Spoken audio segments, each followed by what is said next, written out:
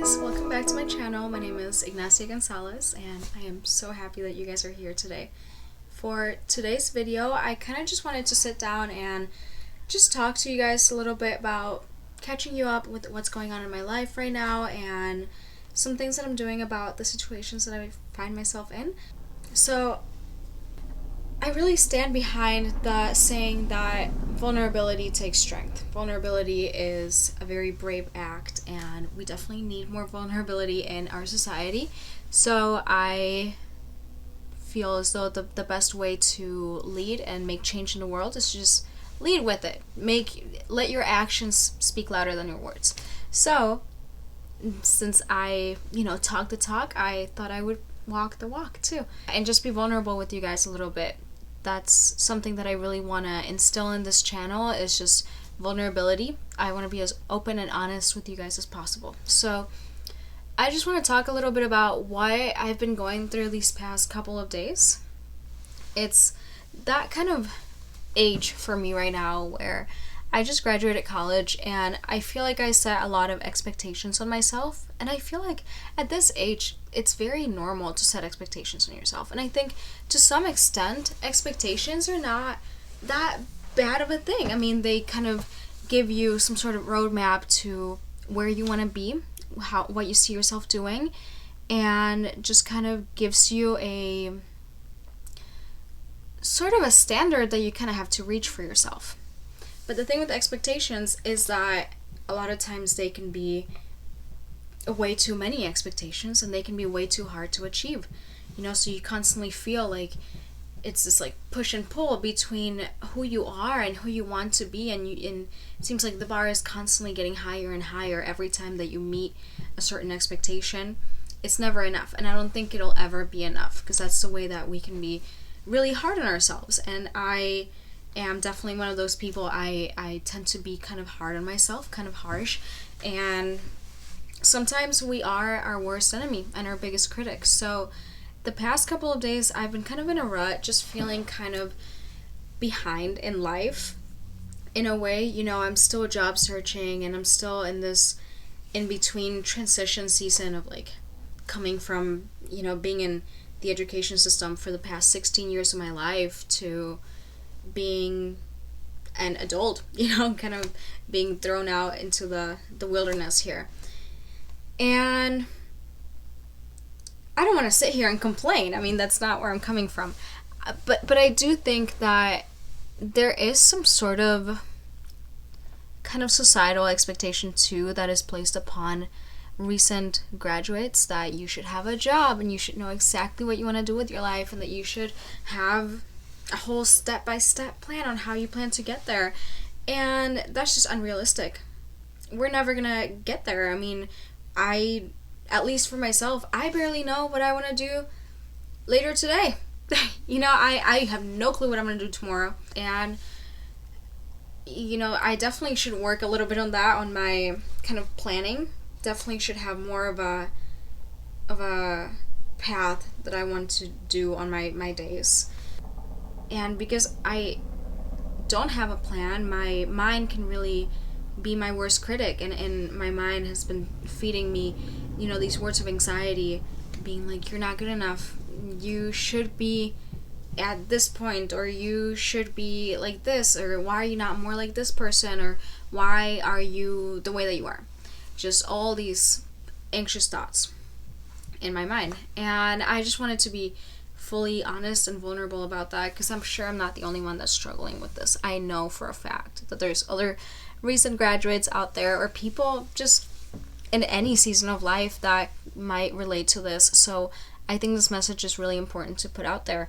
And because I have been so down and so hard on myself lately, I've been feeling kind of stagnant. It's this vicious cycle of the anxious thoughts, the kind of self-limiting beliefs that keep coming up, and these expectations that your worst critic is, that your mind is setting on yourself, and you seeing where you're at in life right now, and it feels like this constant pressure, and it's kind of the pressure that you're putting on yourself is actually the thing holding you down.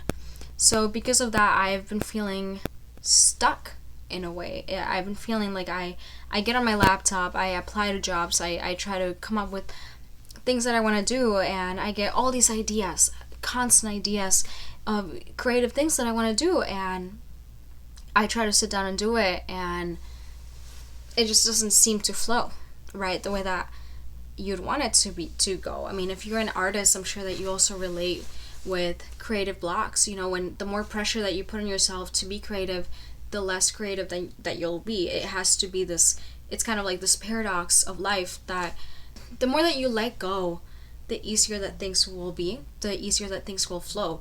And as humans, it can be so easy to try and hold on to things and try and be controlling over situations and try and set expectations and goals and things that we want to do for ourselves, when in reality the only thing that we should be doing is letting go and trusting and just being present in the moment. I find it so hard in this season of my life to be present and to be at peace and to allow myself to rest. It feels like I have to constantly be doing things, and my mind is going 1,000 miles per hour thinking I should be doing this, I could do that, and it's like this constant narrative in my mind of never being in the moment. And so I have just been reflecting a little bit on that, and since I have been so stagnant and since I have not really had a moment of presence lately, I thought that I would film myself doing the things that I usually do when I am going through a bit of a rough time like this. So hopefully, you know, you guys will tag along, and I'm gonna just try out some things that usually make me feel better, and hopefully this will kind of help you guys out to giving you some tips on how to get out of this rut that you might find yourself in. Okay, so the first thing that I wanted to share with you guys that I do when I'm feeling stressed out is to paint. I really love to paint and create art, so I found this canvas that I had. We're gonna open her up and I'm gonna paint with you guys. So feel free to grab your own little canvas and make your own art. It'll be a little like painting sesh, paint and talk together. I always like to have sort of an inspiration picture, a reference image for my paintings. So let's go on the Pinterest. I have a little Pinterest board with painting references, and right now I'm really feeling doing some sort of portrait, something like that. So let's see what we can find. Let's do this one. So we got our reference picture. Okay, next we have to draw her. I really like to start with like doing a little like grid before I draw. But for today, since I am kind of like stressed out, I'm not gonna set an expectation on myself. Let's try that. Usually when it comes to art, I like to do the grid and really map everything out. But I think for today we're gonna go a little bit more abstract. Whatever happens, happens. And I'm just gonna do it by eye. And we'll see how that goes. And we're so to acknowledge the knots in our laces, like races. I bought it in a can, stirred it with my fingers, singing. Threw it out the window. Lately you've been dead, suspicious for the winter. Legs like little splinters.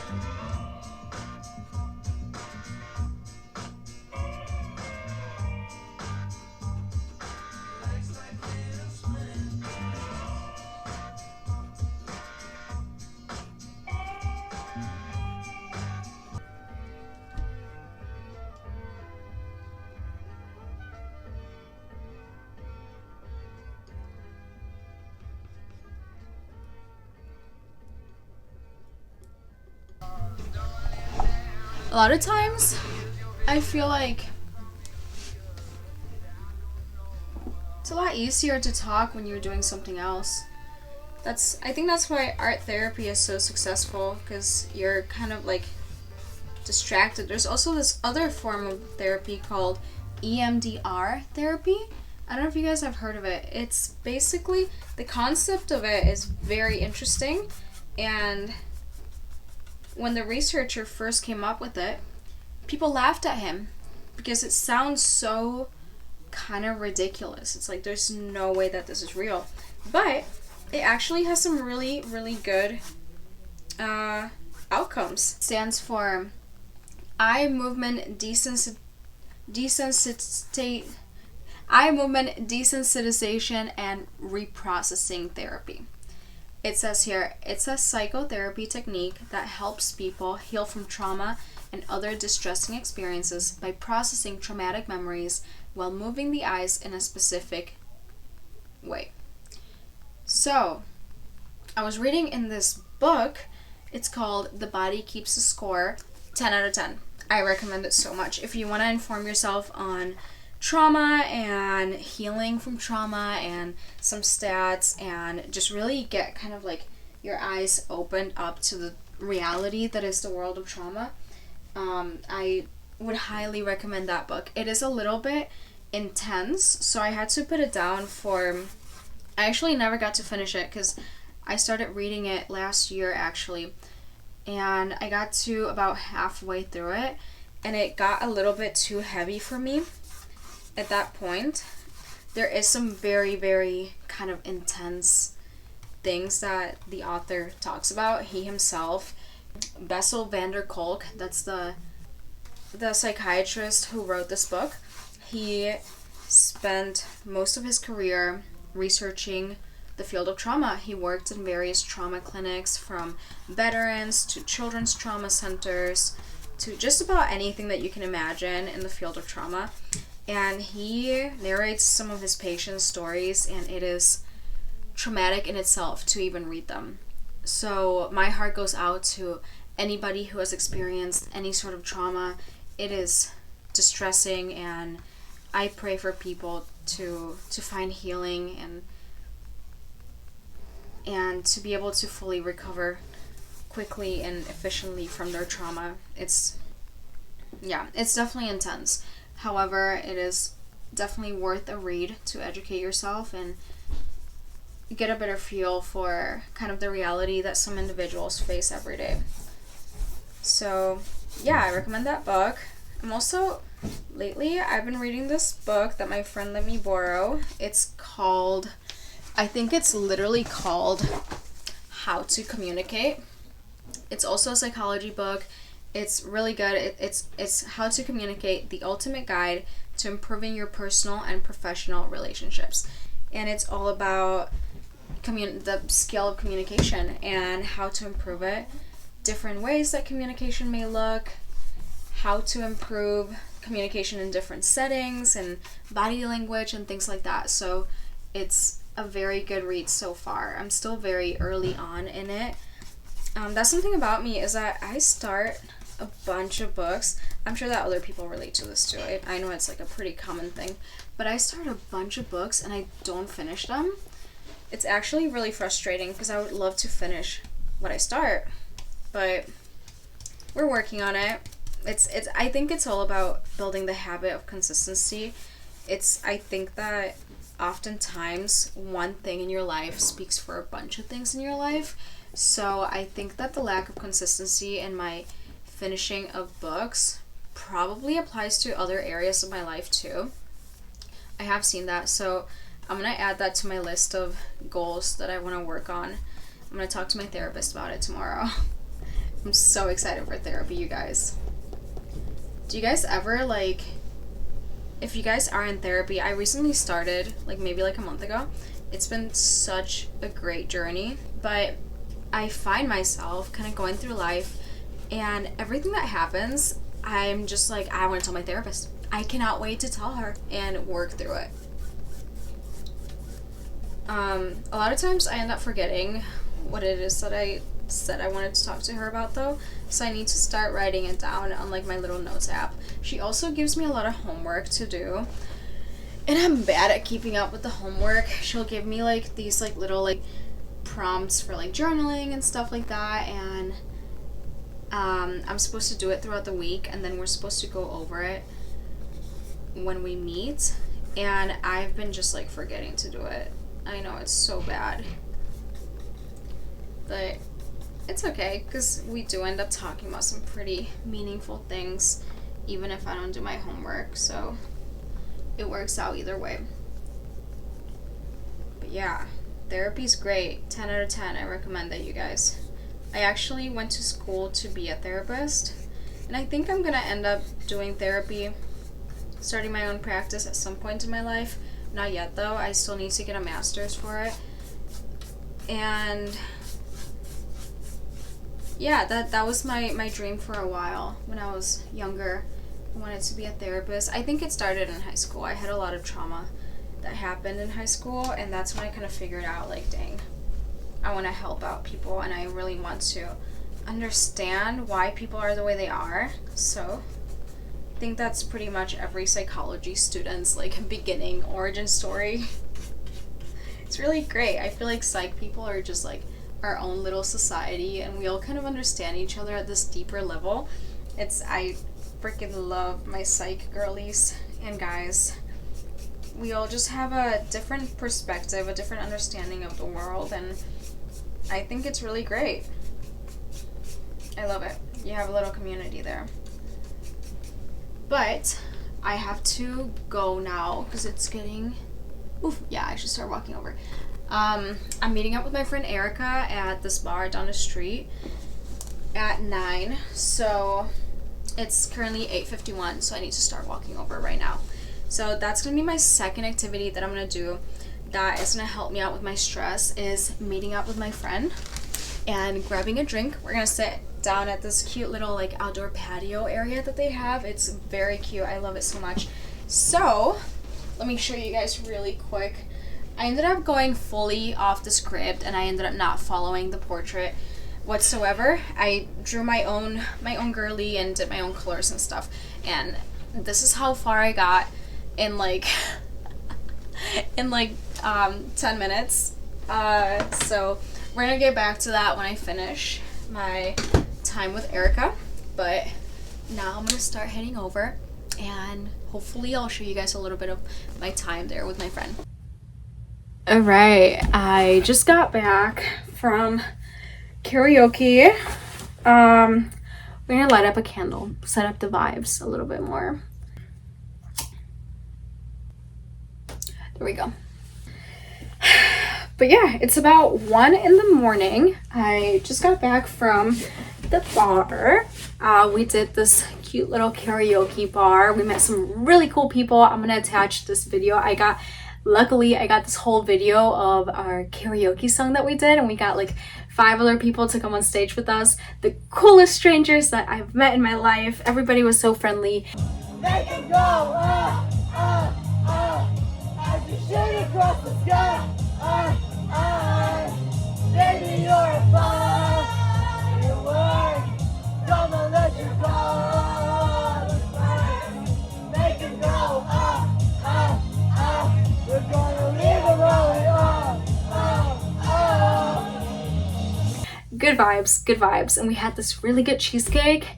It was amazing. It was a chocolate chip cheesecake.